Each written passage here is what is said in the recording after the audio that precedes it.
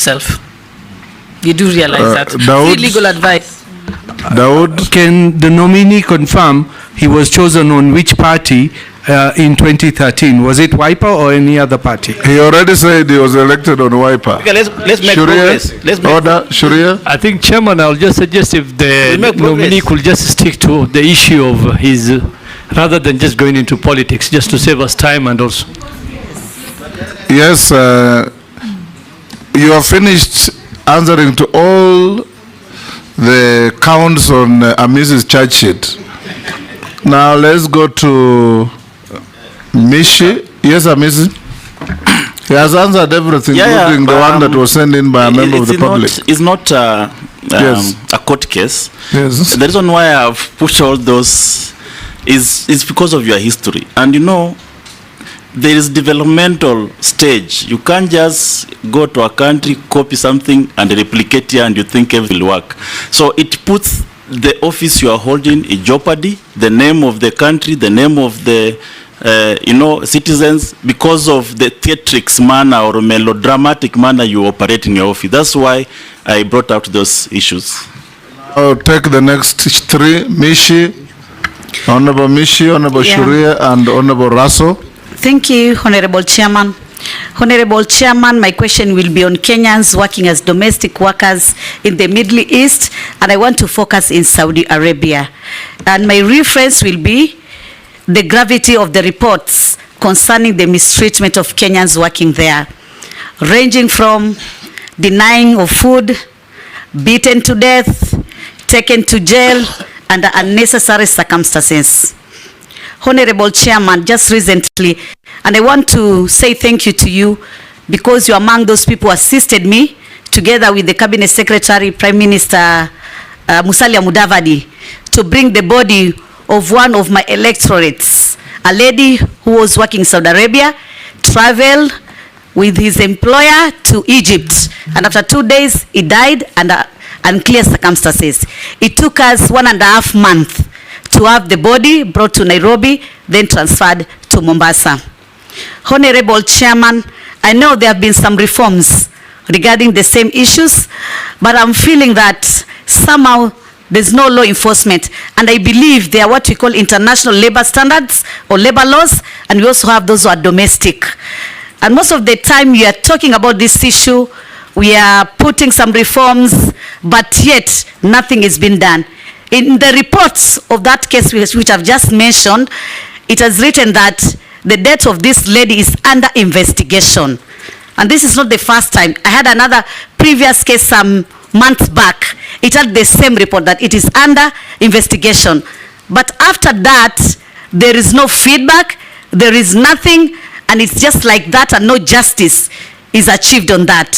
So my question is, do we have some protocol where should be followed in case of such unfortunate happenings that the family maybe need to follow so that to ensure that they get the body at good time? For us as Muslim, you can imagine she was a Muslim and she had to stay in mortuary for almost 1.5 months for her to come back to Kenya. So I'm like, this is an area where we have to put some policies or rather some measures. And I know we have some impediment because some of the countries, maybe they are not subscribing to the United Nations and especially on universal human rights law. And that is why it became very difficult. We have been putting so many resolutions at the international level regarding this issue of human rights violation. But still these cases keep on happening each and every time. And yet we don't know. This family, they're just there, they get the body, nothing is being told to them, and sometimes even they don't get the belongings of that person. They just receive the body, and that is all. Some of them, they're denying their passport. The passports are confiscated. Some of them, they're rendered jobless. They had to go and sleep in the mosque and in the street in Saudi Arabia. So I think this is a matter which you really need to deal with. My second question... He can only do so if he's confirmed. Yeah, if you are confirmed, that is. And my second question is apply to address the challenges faced by online job seekers in Kenya, utilizing the Ajira platform which the government of Kenya Kwanza has initiated. But I know it has been marred by so many challenges from digital infrastructure, especially in the rural area, lack of digital literacy, fraudulent job seekers, job offers, whereby our youth have lost millions and nothing is being done on that. What kind of intervention will you implement to tackle these challenges and ensure equitable access to online employment opportunity to all our Kenyans, and more so protect them from these fraudulent offers? Thank on you. a light note, because now maybe you're going to be confirmed as Waziri for Labor and Social Protection. Kenyans are thinking that you should minimize this drama, especially on your marital status, because somehow they can jeopardize your character or put you in a very negative situation. Because now we want to see that even Order. our cabinet secretaries, Order. Point of order. about opulence. Order, Mishi. Yes. I think There is no requirement for one to be married to be considered for public office in this country. I'm saying that drama, there'll be some drama. You have talked about opulence. You talked about opulence on Muchumba Murkomen. You talked about opulence on Honorable This Jogo. committee will not open anybody's bedroom. Shuria.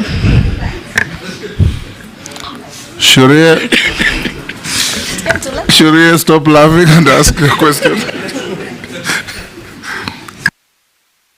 I think, Chairman, it's best you protect people's bedrooms, as you said.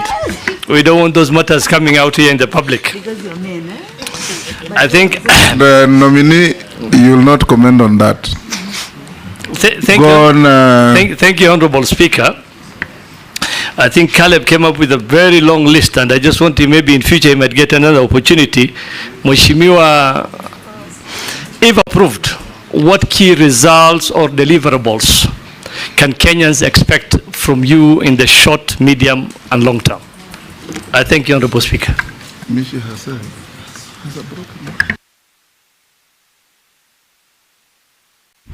Honorable Raso and then Mule.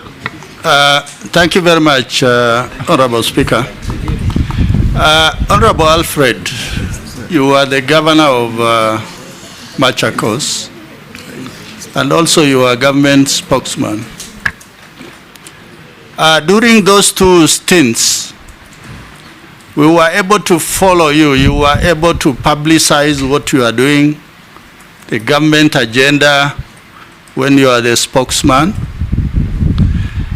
But once you were vetted by this committee and you appointed a cabinet secretary, you just slowly faded away. Is it that maybe it is comfort zone to be a cabinet secretary, or the dockets that you occupy were not really engaging? Because Article 152 clearly says what is cabinet: the president, the deputy president, the attorney general, and 14 to 21 cabinet secretaries. Those are the people who run government. And because of your background, we expected you to really support the government you are serving, particularly in advising them on the area of communication, because your PhD is on communication. So maybe you will comment on that. Honorable Speaker, I need to ask something on labor. Not preamble, because I am just asking two questions because of time. Go ahead. Thank you, Honorable Speaker. Honorable Alfred, my second question, we had two generals in the army, the late General Mlinge, General Mahmoud.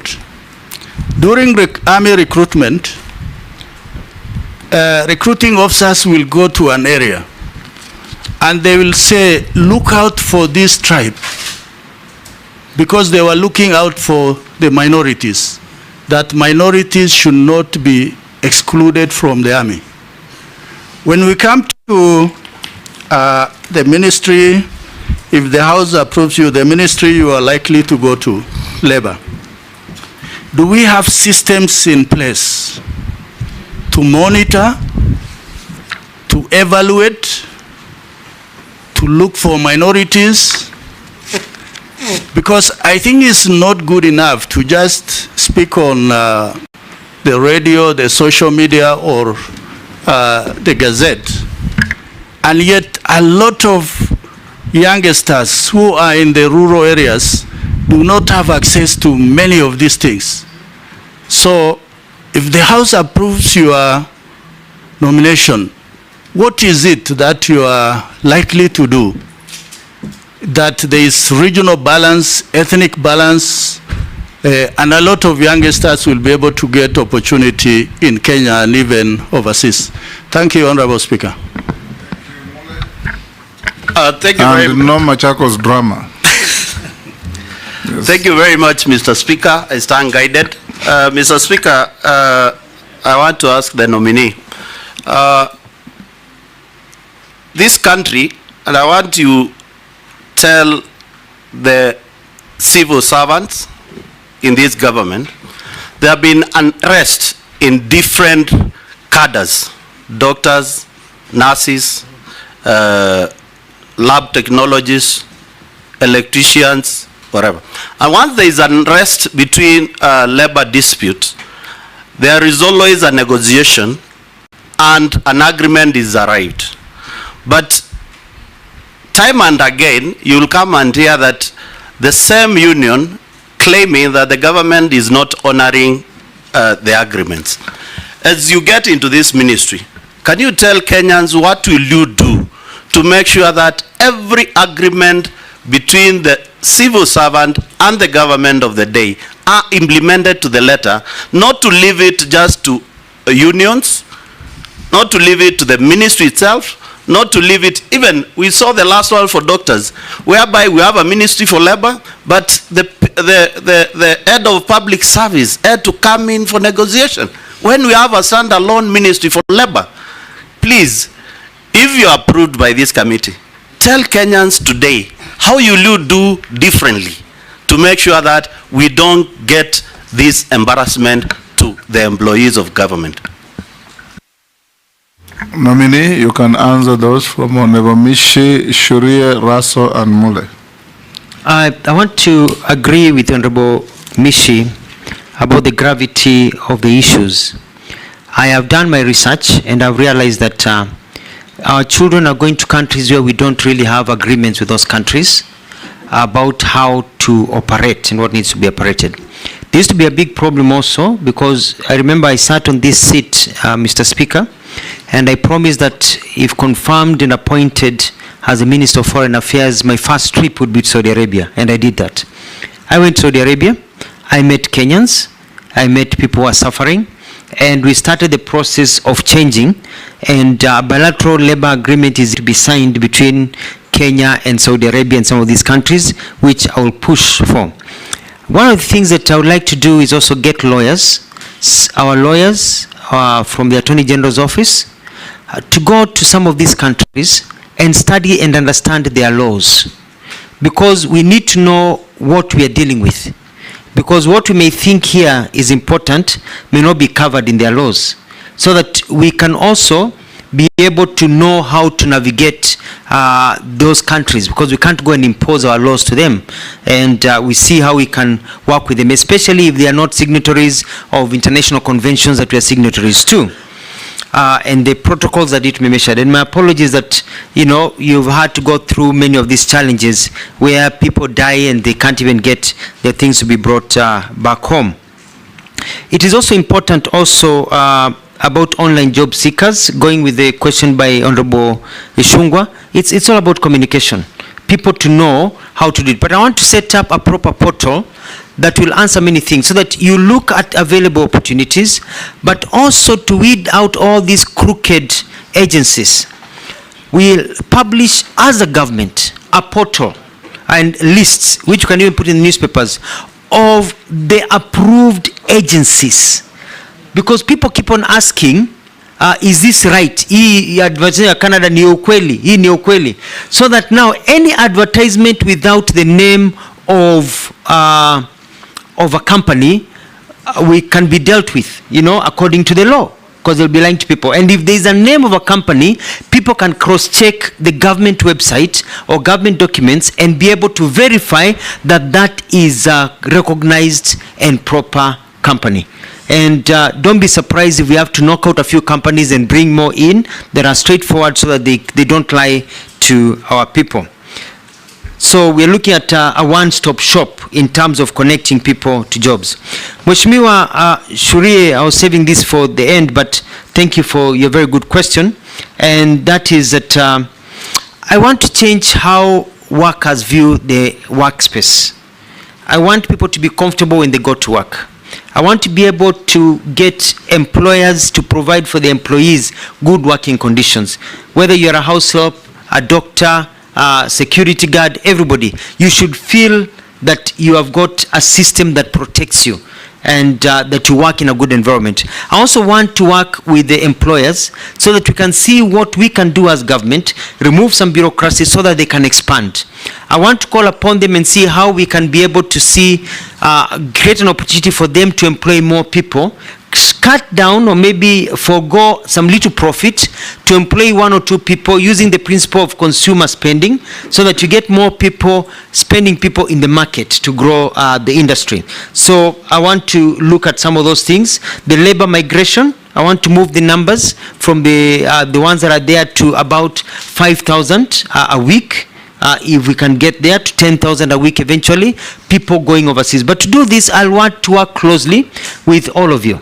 I want to work closely with all members of parliament. I want it to be constituency-led so that we can have quotas and we know that this constituency where you come from, where all members of parliament come from, can provide people who we can now send overseas so that you as leaders can take the lead in identifying and maybe helping people on the ground to be able to be recruited to go overseas and get jobs.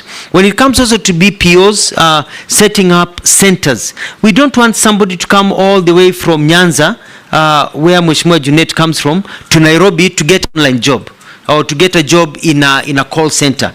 We'd like to set up call centers in every constituency so that you can be able to see how it's working, because now with internet connectivity, you don't need to be in the big cities for you to be able to get some of these opportunities. When it comes to Employment Act, we need to overhaul the Employment Act. We have offices across that will need to look at how they perform and how they work, and I want to motivate my staff to work well. And the issues of social protection, we have to ensure that our people do not fall through the cracks. We want to be able to provide opportunities for our people so that COVID has taught us when there's hardship, there's something to be able to fall back into. In the United States, in Australia and other developed countries, there's even money given to people who are unemployed, unemployment benefit. We are not there yet, but we can start putting the structures to get there by getting a lot of these laws and policies that are pending that to be fast-tracked so that we can increase entertainment. Mheshimiwa Caleb talked about my interest in the film industry, and you know, Hollywood was not built by money from donors but by money from entertainment, and this is an area we can galvanize on, you know, get the entertainment sector to grow in our country. It can be a huge employer. The sports industry, I'll work with many of my colleagues to ensure that there is job creation, because as a Minister of Labor we are cross-cutting in terms of ensuring that people are able to work. There's a question about equity and expanded government. And one of the things that I'd like to do is that we have to start publishing data that shows the inclusion of everybody in our government in different areas. I think that is critical, so that people may have the idea that they are not included. It's good for them to know that they're included. So that's one thing that I'd like to do, is constant publishing of data. There was a question about, Shri asked me about the question, or Raso, Mheshimiwa Raso, about comfort zone. I'm not in a comfort zone, but you see, when you're a governor, you head your own government, so you can shout as much as you want. When you're a government spokesperson, you have the authority to speak as much as you can.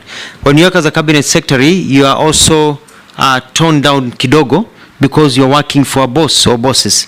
But I think the lessons that we've learned is that we really need to communicate, and I want to promise the country that you'll see the Mutua who communicate much more, especially in this new docket if confirmed and sworn in. Thank you. Lastly, Mr. Speaker, Mheshimiwa Mule had a very good suggestion. Thank you very much. and the civil servants' unrest and the work conditions. The Labor Ministry will be dealing as an arbitrator, even looking at the public service and holding the public service to account in terms of what they do in terms of these agreements. I saw it in Machakos. As soon as I enacted the agreement that we had agreed on, the nurses and doctors were very happy